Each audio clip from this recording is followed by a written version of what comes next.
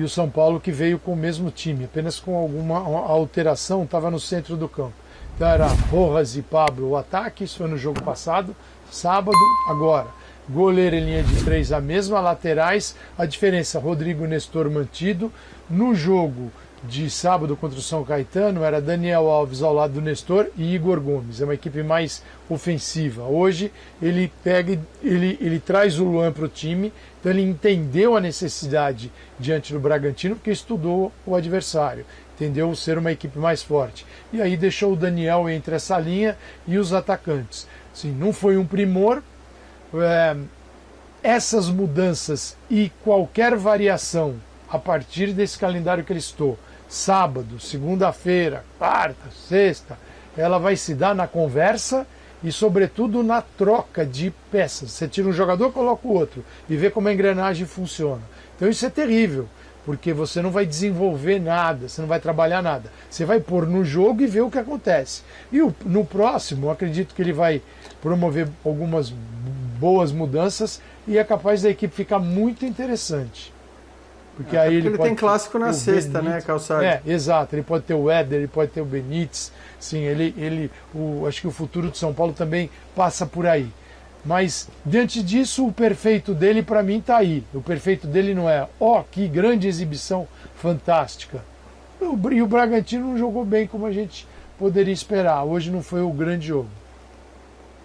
Mas eu só ia falar assim, engraçado que eu tinha notado para falar exatamente o que o Crespo falou na segunda resposta dele. Acho que, para mim, a grande diferença foi a solidez defensiva do time. E que era claramente a grande preocupação do Crespo, né? Quando o jogo começou, ele foi entrevistado, perguntado sobre a entrada do Luan e não usou de nenhum subterfúgio, não disfarçou. Ele falou, não, eu preciso, contra esse time mais forte, eu preciso me preocupar com a marcação. Claro, era meio óbvio isso com a entrada do Luan, mas ele falou abertamente, nem sempre os técnicos falam isso. E nesse aspecto, olhando para o que tem sido, o que vinha sendo o São Paulo, e olhando para a capacidade de criação desse time do Bragantino com esses jogadores, o São Paulo de fato foi muito bem. Eu acho que quando ele fala perfeito, ele está falando nesse aspecto. O São Paulo não sofreu praticamente nada contra um time que costuma fazer os seus adversários sofrerem, ainda mais um adversário como o São Paulo, que se notabilizou em determinados momentos da temporada passada pela fragilidade defensiva. Então, o que era a prioridade dele, eu acho que foi absolutamente cumprida com essa escalação e com esse esquema. Eu acho que o jogo mostrou algumas coisas. Com a entrada do Luan, por exemplo, o Luan ficou muito próximo ao Claudinho. Realmente, o Luan com o São Paulo sem a bola foi muito útil. Com a bola, o São Paulo perde. Contra os times mais fracos, quem começava essa construção era o Daniel Alves. E aí o São Paulo tinha um trabalho muito melhor de distribuição de jogo logo à frente do seu trio de zaga. Uma outra questão, o João Rojas, ele não foi bem contra o São Caetano, ele não foi bem hoje. E quando entra o Luciano, ele trabalha muito entre os volantes e a linha dos zagueiros. E aí ele acha espaço e ele se entendeu muito bem com o Pablo. Quando entra o Éder, o time fica melhor ainda. Então a tendência é que com o tempo, é que o Éder não tem condição, está muito claro, de jogar mais do que 30, 35 minutos, né, por enquanto. O São Paulo deve ter uma dupla de ataque diferente, que deve ser Luciano e Éder, não Pablo e Rojas. Eu acho que o jogo de hoje deixou isso muito claro. Uma outra questão, ele inverte, porque o São Paulo no começo chegava muito pelo lado esquerdo. E do lado esquerdo o São Paulo não tinha atacante. É o Reinaldo que avança. Do outro lado, onde o São Paulo tinha o Rojas, né, e o Pablo mais fixo no centro, o São Paulo chegava pouco, criava pouco, usava pouco aquele setor. Nem invertendo o Rojas para a esquerda, ele tenta fazer isso durante o jogo, o São Paulo passa a ter um jogo melhor pela esquerda e continua tudo igual do lado direito. Então, eu acho que essa entrada do Luciano ela vai ser muito rápida quando o Luciano tiver condições. Eu não sei, ele terminou o jogo mancando, eu não sei se ele caiu, inclusive não sei se é uma lesão séria ou não, provavelmente vai ser avaliado amanhã o tipo de lesão que o Luciano teve.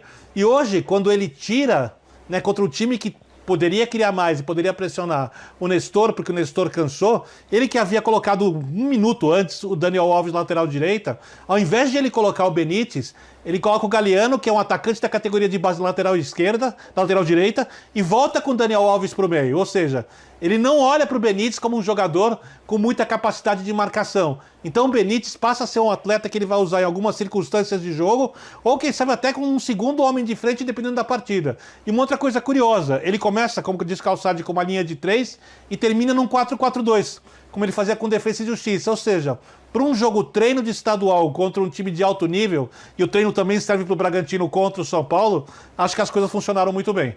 É verdade. Bom. Hoje, hein, Paulo Andrade, 2 times que cá entre nós, eles têm condições de ganhar o Campeonato Paulista, né?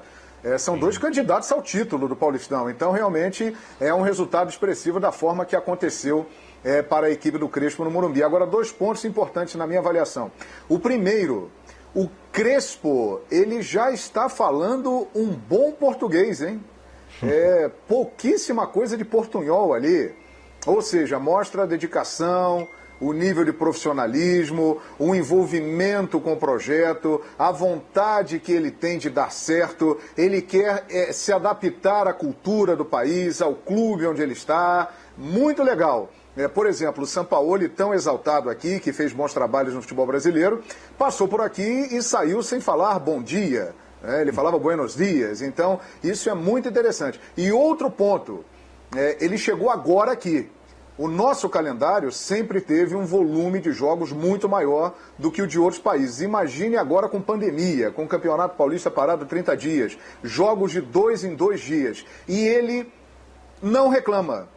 Ele é um cara de personalidade forte, um cara que sempre se posicionou, mas ele entende que é a situação do momento, é o que está aí, e ele tem que conviver com ela. Ele tem o elenco, ele vai usar o elenco, vai mexer as peças e vai ter que encarar o calendário que foi colocado aí por todas as situações que nós sabemos. Agora, chama atenção, né, Paulo Calçade, o aumento do poderio do elenco do São Paulo, tanto que o Crespo fala em alterar o time, né, de um jogo para o outro.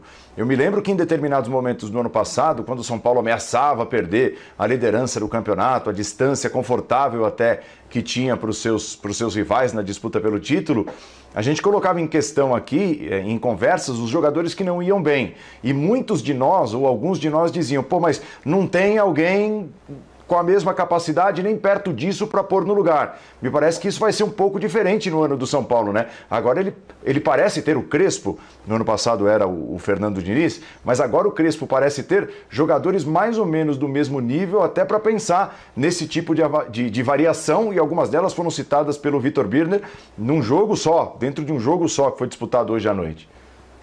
Paulo, ele ganhou jogadores, e o que não dá para dizer agora, até porque preciso desenvolver ainda, o que Benítez vai trazer para o São Paulo, o que o Éder vai conseguir trazer para o São Paulo, se eles conseguirem, colocar à disposição da equipe aquilo que a gente espera, eles também, quer dizer, um bom nível. Então o São Paulo ganha muito, porque é um São Paulo que tem algumas premissas que eu acho que elas não vão mudar. Como disse o Birner, terminando no 4-4-2, ele vai esperar o adversário, ele vai trancar as 2 linhas e vai esperar. Mas no momento que ele vai jogar, ele tem 3 zagueiros, ele libera os laterais, ele tem o centro hoje ele tinha o centro mais reforçado do que no jogo contra o São Caetano. E aí, contra o Corinthians, ele vai com um time um pouquinho mais aberto, como foi contra o São Caetano, ele vai de Red Bull Bragantino hoje. A gente vai ver isso na sexta-feira. Mas ele tem alguns pontos iniciais que eu acho que ele não vai abrir mão. Que é ter 3 zagueiros, isso é um ponto. O centro do campo vai ser um centro forte. Isso permite a todos os outros uma baita movimentação. Eu acho que o Daniel pode fazer parte dessa segunda linha, depois da defesa de 3, de 4, um volante e Daniel por dentro, que é um de saída, que é o Daniel. E fica um time que aí assim você abre uma vaga. Vamos imaginar Benítez bem. Você pode ter o Daniel no centro com o Nestor, Benítez, Éder e Luciano. Pode ser um time que funcione. Então, só não dá para dizer, olha, vai funcionar desse jeito. Porque eu não sei. Vou botar para jogar. Mas hoje eu tive a impressão que o Daniel começou jogando pelo menos, no lugar que é o lugar que o Benítez pode jogar. E aí ele pode até ser um reserva do Daniel, porque hoje, na verdade, você tinha a linha dos 3 zagueiros, depois você tinha Nestor e Luan lado a lado com os laterais, você tinha uma linha de 4 e o Daniel estava à frente. O Daniel era o 1 ali para abastecer os 2 atacantes. E foi essa o Igor é a Gomes lógica. no sábado. Essa é a lógica da posição do Benítez. Só que assim, eu não olho para o Benítez até por isso e digo, ele vai ser o titular do São Paulo. Mas ele pode brigar por uma vaga, até porque a gente sabe que o Daniel é um cara que pode ser mexido para outras posições, né? E o Crespo já mostrou que é um técnico assim.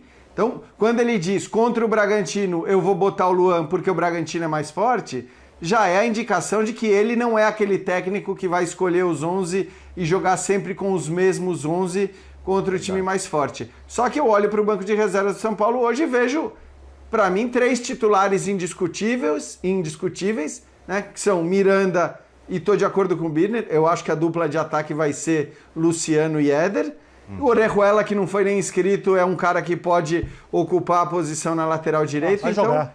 tem isso, né? Quer dizer, eu acho que a gente está falando hoje um time que entrou em campo que talvez não tenha contado com jogadores que vão ser titulares, 4 ou 5 jogadores que vão ser titulares, vamos dizer, na maior parte dos jogos do São Paulo.